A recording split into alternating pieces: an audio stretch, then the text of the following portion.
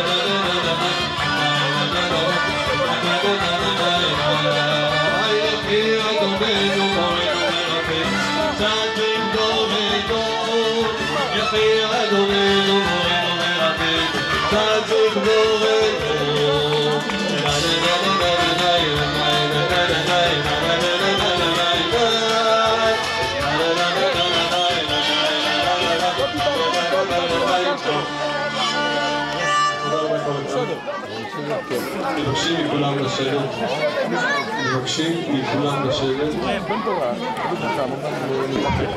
ולשמור בשקט.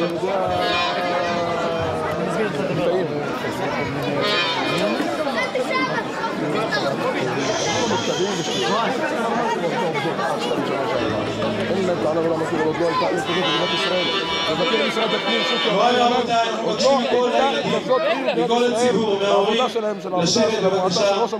יש לנו עוד ערב ארוך וקדוש. אמרתי לו, על מה אתם רוצים שאנחנו נשמע את הדברים של זה? בטח.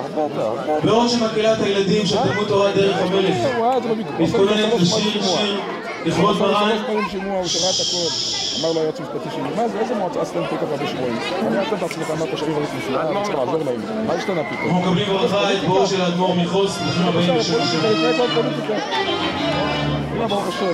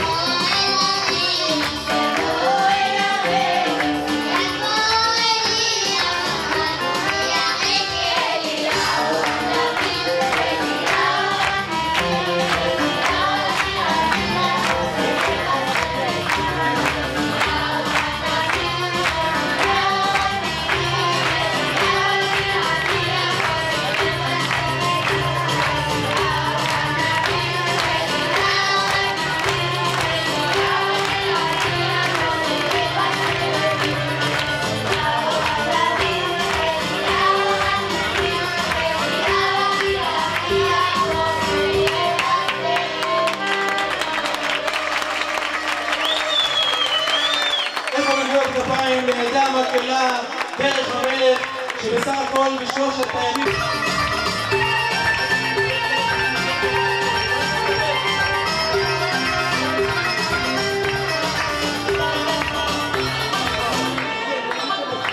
מוריי ורבותיי, לכעת אנחנו רוצים להזמין את ראש המועצה היקר שהשקיע כאן את מיטב שנותיו.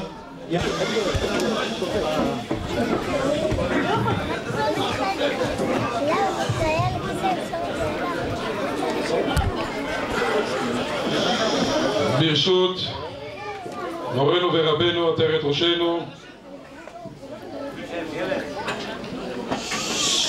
מרן הגאון הראשון לציון רבנו עובדיה יוסף שליט"א,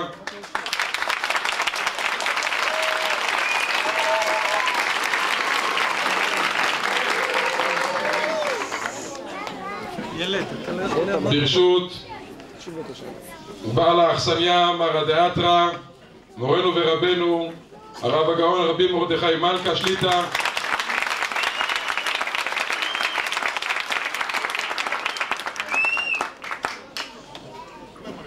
ברשות הגאון הגדול חכם בן שמעון חבר בית הדין העליון שליט"א,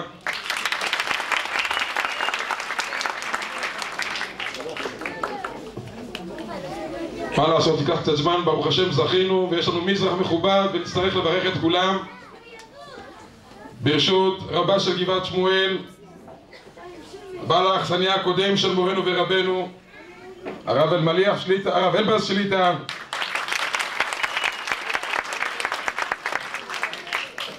ברשות מור אביו של מורנו ורבנו הרב מלכה שליט"א,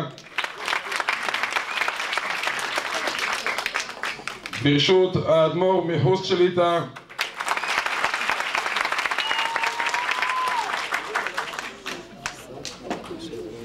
ברשות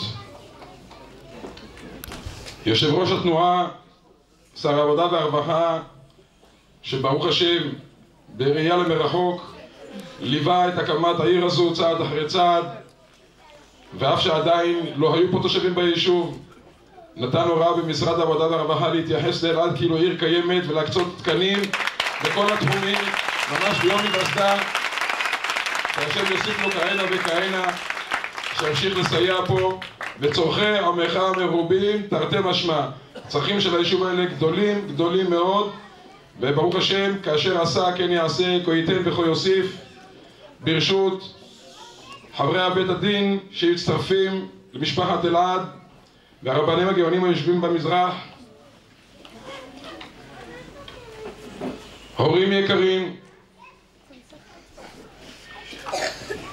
עובדי וחברי המועצה אשר אין מילים בפי, ממש יכלה הזמן והם לא יכלו מלתאר את גודל המאמץ הפיזי והנפשי שבו הם נתונים ומשקיעים יום יום שעה שעה כדי שהעיר הזאת תיראה כמו שהיא נראית וכדי שהבית הספר הזה יגיע למעמד החגיגי הזה.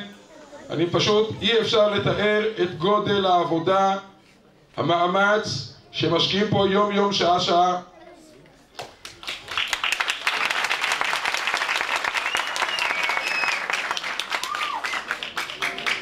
ואחרונים חביבים, ילדי החמד, ילדי תלמוד תורה דרך המלך,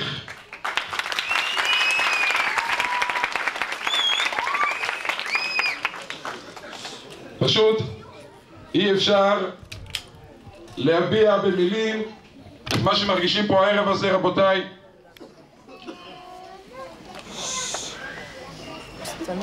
זה היום עשה השם נגילה ונשמחה בו.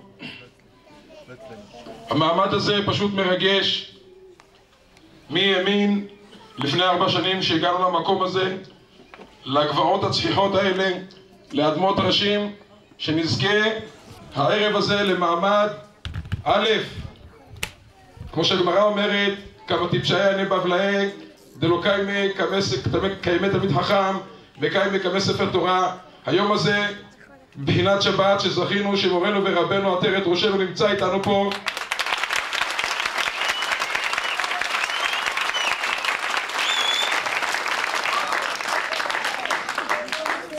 שלא חסך מזמנו לא בימים ולא בלילות, בכל עצה, בכל בעיה שהיינו מגיעים אליו, ולא משנה השעה ולא משנה הזמן, תמיד דלתו פתוחה ואוזנו קרויה וקשובה להדריך אותנו, לייעץ לנו.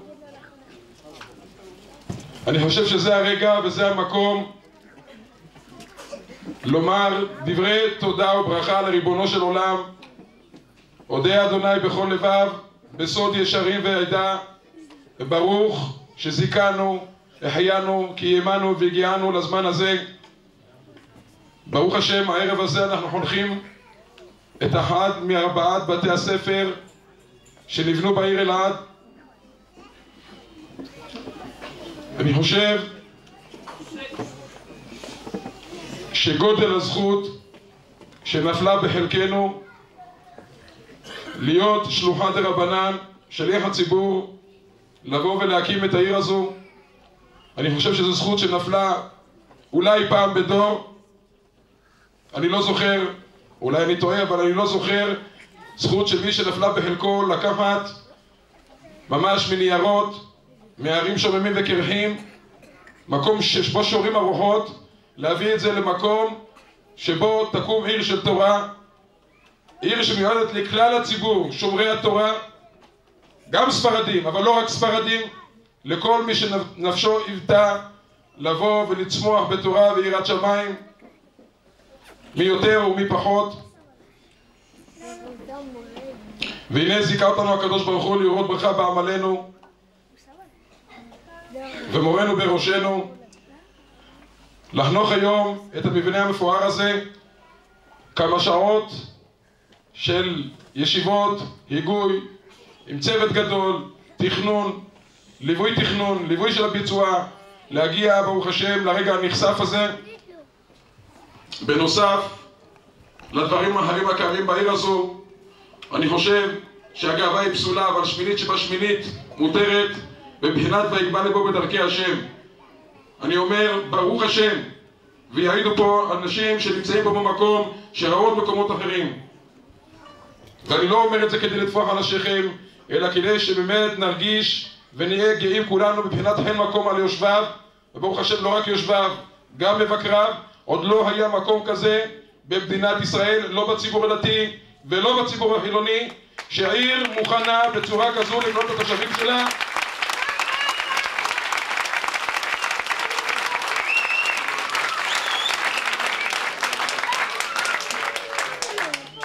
ראינו שכונות חרדיות שנבנות, ראינו שכונות רגילות שנבנות, וברוך השם, ביום הראשון שהגיעו לפה תושבים, אפשר לומר שרוב המוסדות, מוסדות הציבור, החינוך והדת והעיר עומדת על תילה.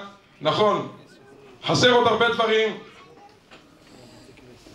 ותמיד יחסרו דברים, אבל ברוך השם ברמה שבה אנחנו נמצאים היום, לא זכה עוד אף מקום. רמז לזה מצאנו בפרשה, לא שאני יהודה, אבל אני רוצה להודות לקדוש ברוך הוא ששלח אותי לפה עם כל הקשיים, ימים ולילות, כדי להגיע ברוך השם לרגע הנכסף הזה. ובעזרת השם עוד נכון לנו עוד הרבה עשייה. יכול להיות שיש לנו איזשהו כשל או זמן שחסר לנו כדי לבוא ולספר לציבור היקר את מה שנעשה פה ואת מה שמתוכנן פה ומה שעתיד לעשות פה. אבל ברוך השם תוך כדי זה שאנחנו חונכים את המבנה הזה, עוד הערב נראה את אבן הפינה לשלב ב' של בית הספר הזה.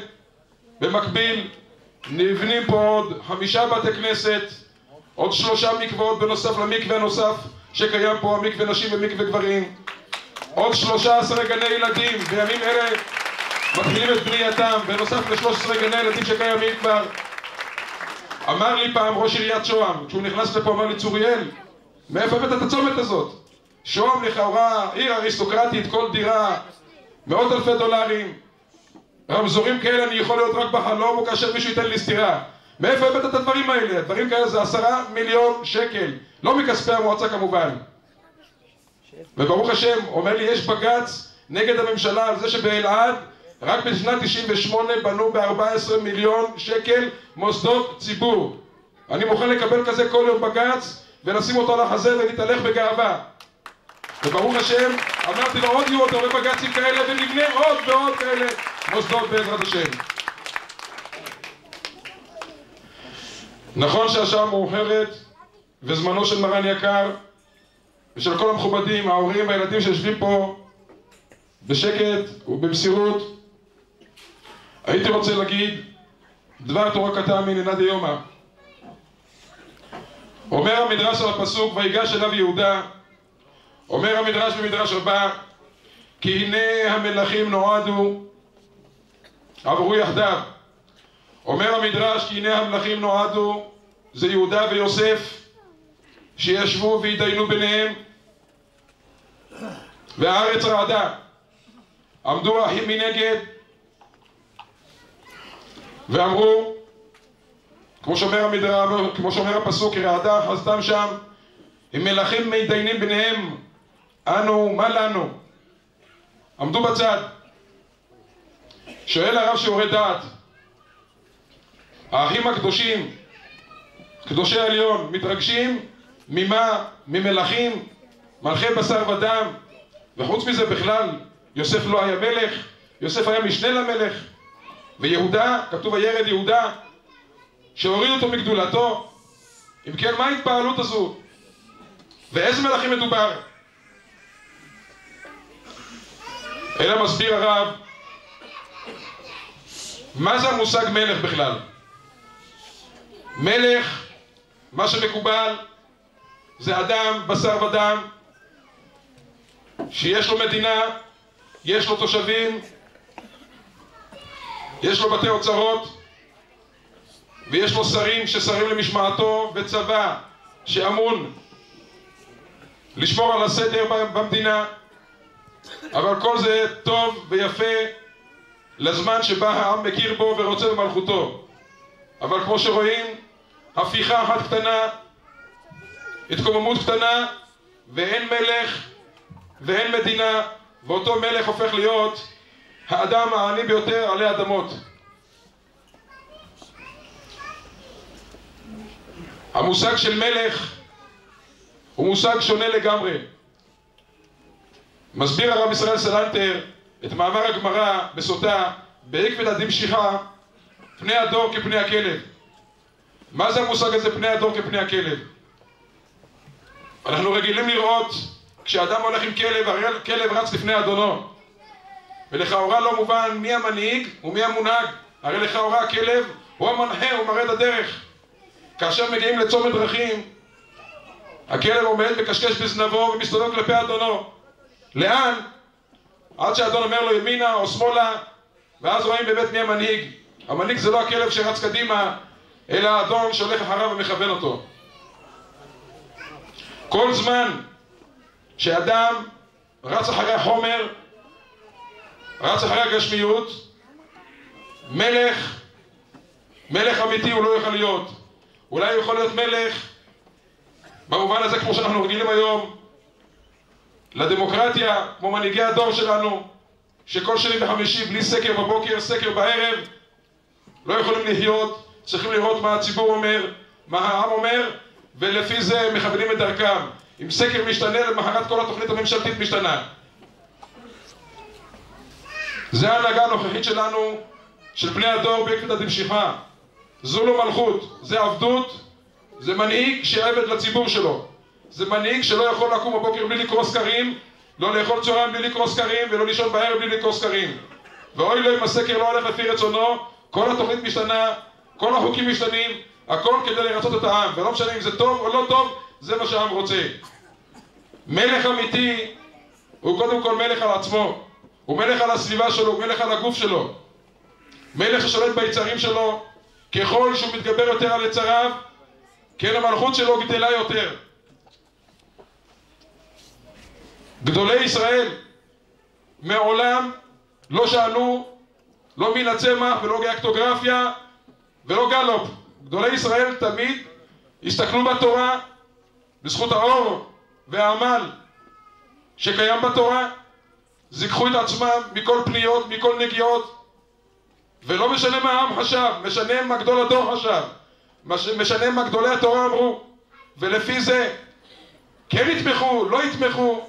אני זוכר פעם ששאלתי את הרב, אני לא יודע אם הרב זוכר, לפני הרבה שנים, לפני 8 שנים, הייתה תקופה סוערת מאוד, הרב הצטרף לממשלה שלכאורה על פי כל אנשים אחרים הייתה ממשלת שמד, ומצד שני עמדו אנשים אחרים והפגינו ליד ביתו, ושאלתי אותו, כבודו, בשביל מה הרב צריך את הדבר הזה? למה הרב צריך לעמוד בעין הסערה? הרב אמר באלה המילים: חושך לא מגרשים במקלות, חושך מגרשים בנרות. עוד נר ועוד נר ועוד נר, אלה יצעקו שבס ואלה יצעקו נגד, ושולמית אלוני תצעק. אבל בינתיים הוא שאל אותי, כמה בתי כנסת בניתם השנה? כמה מקוואות בניתם השנה? לכמה אנשים עזרתם השנה? זה האור, עוד נר ועוד נר ועוד נר, עוד בית מדרש ועוד בית כנסת, זה יגרש את החושך.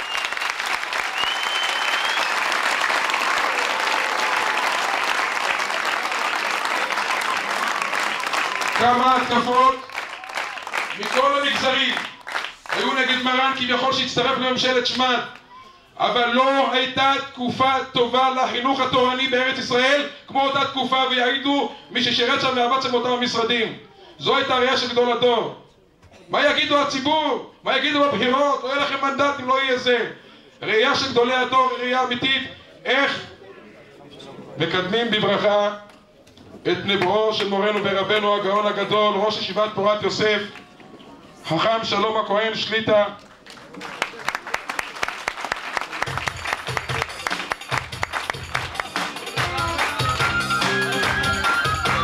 אני מקדם גם בברכה את אלי רוזנבלום, חברת ראובן פלד שבנתה את המבנה,